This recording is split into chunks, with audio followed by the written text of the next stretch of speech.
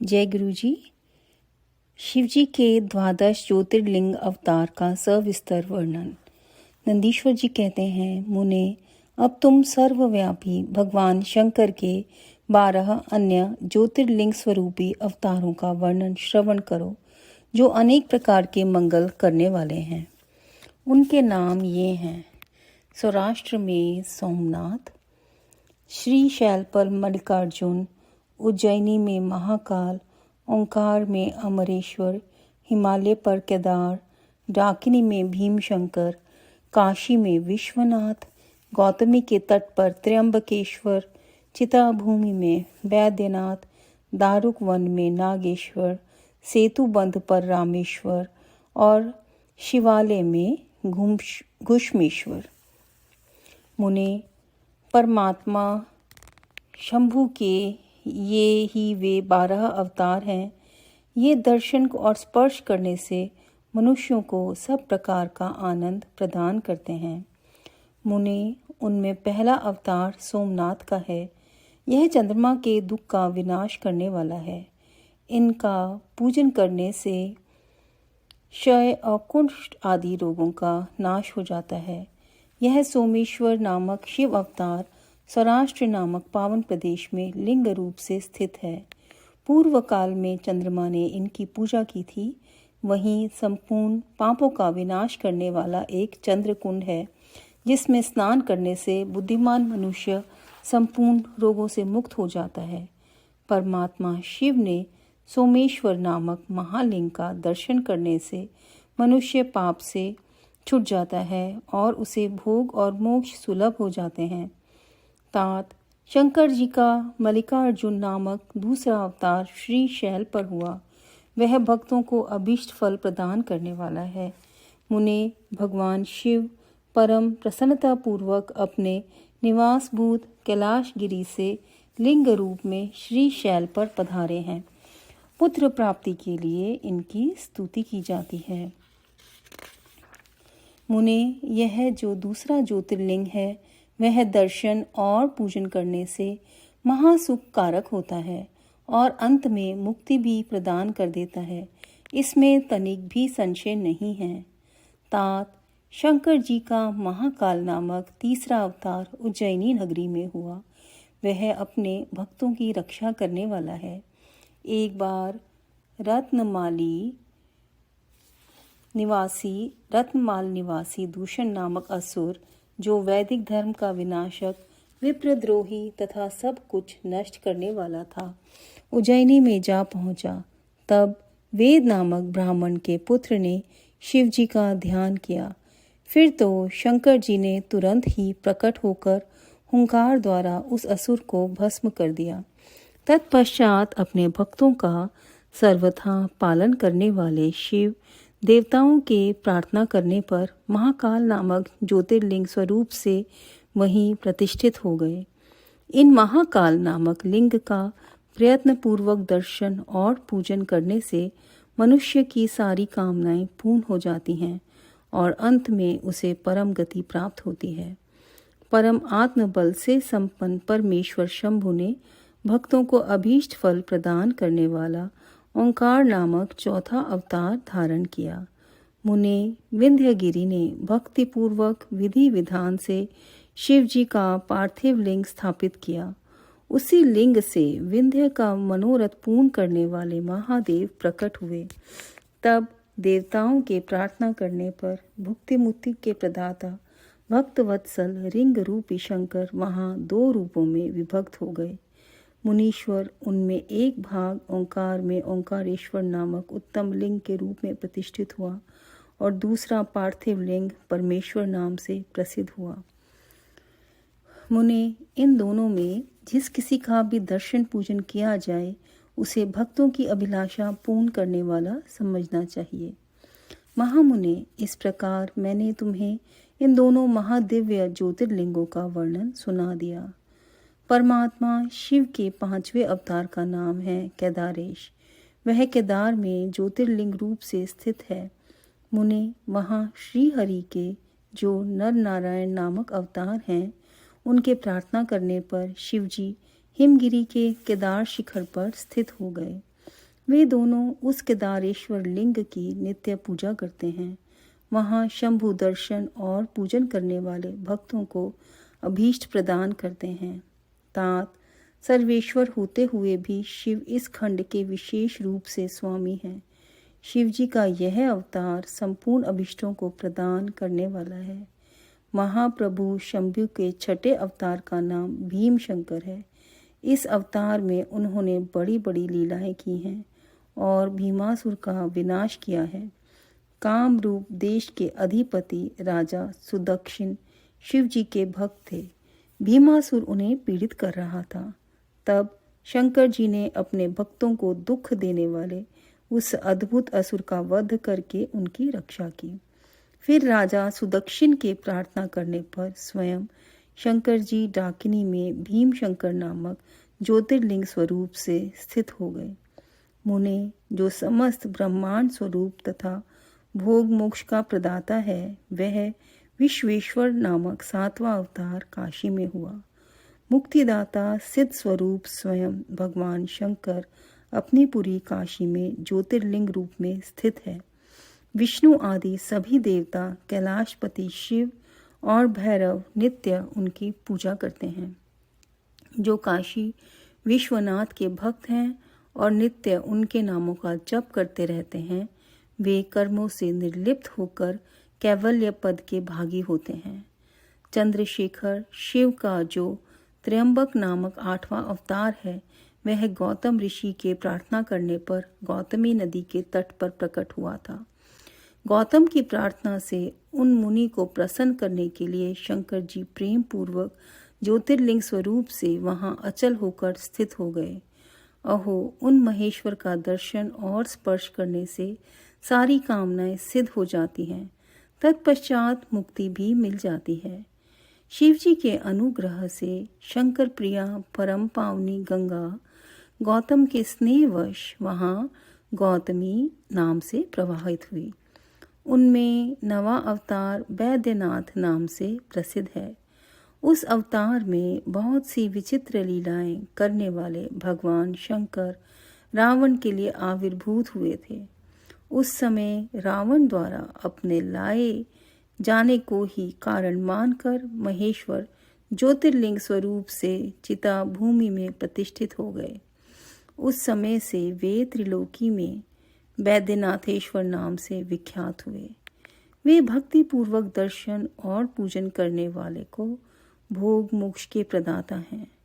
मुने, जो लोग इन वैद्यनाथेश्वर शिव के महात्म्य को पढ़ते अथवा सुनते हैं, उन्हें यह भुक्ति और मुक्ति का भागी बना देता है। 10वां नागेश्वर अवतार कहलाता है। यह अपने भक्तों की रक्षा के लिए प्रादुर्भूत हुआ था। यह सदा दुष्टों को दंड देता रहता है। इस अवतार में शिवजी ने दारुक नामक राक्षस को, जो धर्मघाती था, मारकर वैश्यों के स्वामी अपने सुप्रिय नामक भक्त की रक्षा की थी। तत्पश्चात बहुत सी लीलाएं करने वाले वे परात्पर प्रभु शंभु लोगों का उपकार करने के लिए अंबिका सहित ज्योतिर्लिंग स्वरूप से स्थित हो गए। मुनि, नागेश्वर नामक उस शिवलिंग का दर्शन तथा अर्चन करने से राशि के राशि महान पातक तुरंत विनष्ट हो जाते हैं। मुनि, शिवजी का 11वां अवतार रामेश्वर अवतार कहलाता है। वह श्री रामचंद्र का प्रिय करने वाला है। उसे श्री राम ने ही स्थापित किया था। जिन भक्त वत्सल शंकर ने परम प्रसन्न होकर श्री राम को प्रेम पूर्वक विजय का वरदान दिया, वे ही लिंग रूप में आविर्भूत हुए। मुने, तब श्री राम के अत्यंत प्रार्थना करने पर वे सेतु बंध पर ज्योतिर्लिंग स्वरूप से स्थित हो गए। उस समय श्री राम ने उनकी भली भांति सेवा पूजा की। रामेश्वर की अद्भुत महिमा की भूतल पर किसी से तुलना नहीं की जा सकती। यह सर्वथा भुक्ति मुक्ति की प्रदायिनी तथा भक्तों की कामना पूर्ण करने वाली है। जो मनुष्य सद्भक्ति पूर्वक रामेश्वर लिंग को गंगा जल से स्नान कराएगा, वह जीवन मुक्त ही है। वह इस लोक में जो देवताओं के लिए भी दुर्लभ है, ऐसे संपूर्ण भोगों को भोगने के पश्चात परम ज्ञान को प्राप्त होगा। फिर उसे कैवल्य मोक्ष मिल जाएगा। घुष्मेश्वर अवतार शंकर जी का 12वां अवतार है। वह नाना प्रकार की लीलाओं का कर्ता, भक्त वत्सल तथा घुष्मा को आनंद देने वाला है। मुने, घुष्मा का प्रिय करने के लिए भगवान शंकर दक्षिण दिशा में स्थित दैव शैल के निकटवर्ती एक सरोवर में प्रकट हुए। मुने, घुष्मा के पुत्र को सुदेह ने मार डाला था। उसे जीवित करने के लिए घुष्मा ने शिव जी की आराधना की। तब उनकी भक्ति से संतुष्ट होकर भक्त वत्सल शंभु ने उनके पुत्र को बचा लिया। तदंतर कामनाओं के पूरक शंभु घुष्मा की प्रार्थना से उस तड़ांग में ज्योतिर्लिंग रूप से स्थित हो गए। उस समय उनका नाम घुष्मेश्वर हुआ। जो मनुष्य उस शिवलिंग का भक्तिपूर्वक दर्शन तथा पूजन करता है, वह इस लोक में संपूर्ण सुखों को भोग कर अंत में मुक्ति लाभ करता है। सनत कुमार जी, इस प्रकार मैंने तुमसे इस 12 दिव्य ज्योतिर्लिंगों का वर्णन किया। ये सभी भोग और मोक्ष के प्रदाता हैं। जो मनुष्य ज्योतिर्लिंगों की इस कथा को पढ़ता अथवा सुनता है, वह संपूर्ण पापों से मुक्त हो जाता है तथा भोग और मोक्ष को प्राप्त करता है। इस प्रकार मैंने इस शतरुद्र नाम की संहिता का वर्णन कर दिया। यह शिव के 100 अवतारों की उत्तम कीर्ति से संपन्न तथा संपूर्ण अभीष्ट फलों को देने वाली है। जो मनुष्य इसे नित्य समाहित चित्त से पढ़ता अथवा सुनता है, उसकी सारी लालसाएं पूर्ण हो जाती हैं और अंत में उसे निश्चय ही मुक्ति मिल जाती है। अध्याय 42। जय गुरु जी, संगत जी, यहाँ पर शतरुद्र संहिता संपूर्ण होती है। गुरु जी का अनंतम शुक्राना, आप सबका अनंतम शुक्राना। जैसे कि ये जो लास्ट चैप्टर है शतरुद्र संहिता का, इसमें 12 ज्योतिर्लिंगों का वर्णन किया गया है। तो यहाँ पर मैं ज़रूर बताया जाऊँगी कि गुरु जी ने जो बड़े मंदिर के ऊपर शिवलिंग की स्थापना करी है, वो गुरु जी ने की शक्ति से वो शिवलिंग स्थापित है। और गुरु जी ने, ये गुरु जी के कहे हुए वचन हैं, मानो कि पत्थर में लकीर। तो गुरु जी ने कहा कि जो ये बड़े मंदिर का शिवलिंग है, इसके पास जो आएगा, जो इसके दर्शन कर लेगा, इसके 5 किलोमीटर दूर से भी जो चला जाएगा, उसको पूरी ब्लेसिंग्स हैं। और जो ये शिवलिंग है, वो उसके अंदर 12 के 12 ज्योतिर्लिंग का प्रताप गुरु जी ने उसमें डाल दिया है। तो जब बड़े मंदिर के शिवलिंग किसी भी फॉर्म में हमें उनके दर्शन होते हैं, चाहे कई बारी संगत को स्वप्न में उनके दर्शन होते हैं, कई बारी जो शिवलिंग है उसके नीचे गुरु जी का जैसे जो मंदिर गुरु जी ने स्थापित किया है, बड़ा मंदिर, उसके नीचे बैठ के जब हमारे कर्म से हमें वहाँ पर सत्संग सुनने को मिलता है, गुरु जी के शब्द सुनने को मिलते हैं, वहाँ पे गुरु जी का सानिध्य मिलता है, तो उसके पैरेलल कुछ भी नहीं है। क्योंकि गुरु जी डिवाइन हैं, डिवाइन लाइट हैं, और उनके ये कहे हुए वर्ड्स हैं। तो ये लाइट ऑफ डिविनिटी में से मैं कुछ लिखा हुआ है इसमें, लाइट ऑफ डिविनिटी में जो मैं बताती हूँ कि क्या लिखा है, मैं वो पढ़ना चाहूँगी। The Linga proclaims that this place is the seat of Lord Shiva. It climbs to the sky, prophesying the rise of Shiva Dharma or righteousness and a new dawn of religious consciousness.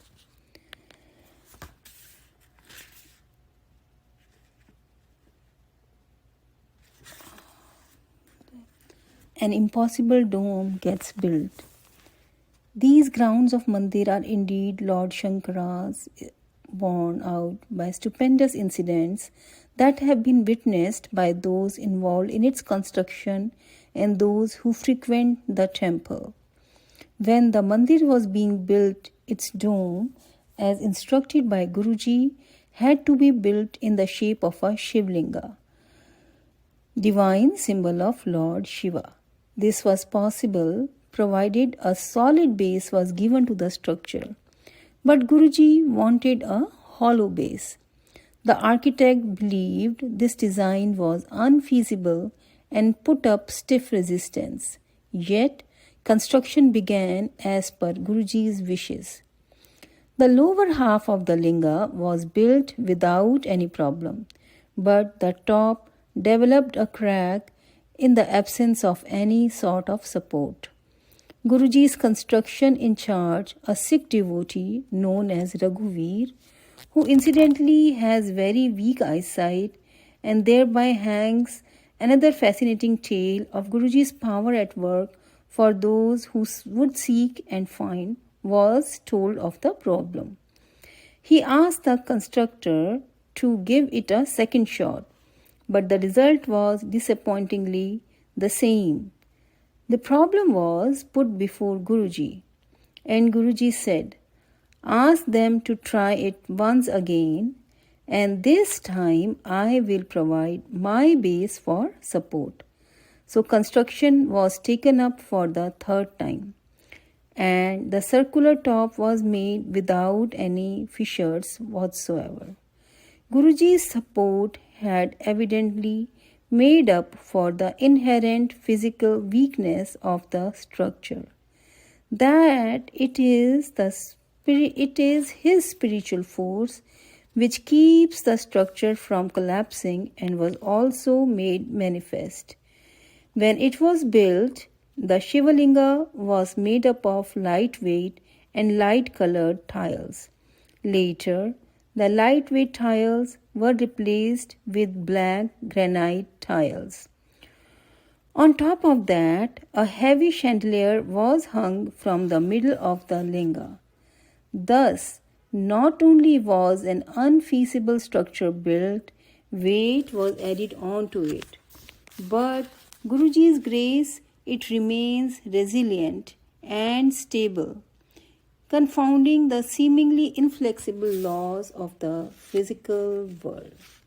So जैसे गुरुजी कह के गए हैं कि ये शिवलिंग के अंदर जो सुप्रीम योगी हैं वो इस शिवलिंग के अंदर गुरुजी ने ओम नमः शिवाय नीचे जब मंदिर के अंदर लिखवाया है मेन हॉल के अंदर, और उन्होंने बताया कि शिवा और गुरुजी सेम ही हैं, महाशिव हैं गुरुजी, और इसके अंदर जो ज्योतिर्लिंग 12 के 12 ज्योतिर्लिंग हैं उनका गुरुजी ने इनको प्रताप पूरा इस शिवलिंग के अंदर डाल दिया है. और दिस टेम्पल ये सिर्फ ये बता रहे हैं हमको गुरुजी, हमारे लिए संगत के लिए ये टेम्पल छोड़ के गए हैं. और गुरुजी ने बोला है कि जो भी इस टेम्पल के अंदर आएगा वो हील होकर जाएगा. और बस हमारी यही गुरुजी के चरणों में प्रार्थना है कि गुरुजी आप हमें हमेशा अपनी चरण शरण में रखें. जय गुरुजी.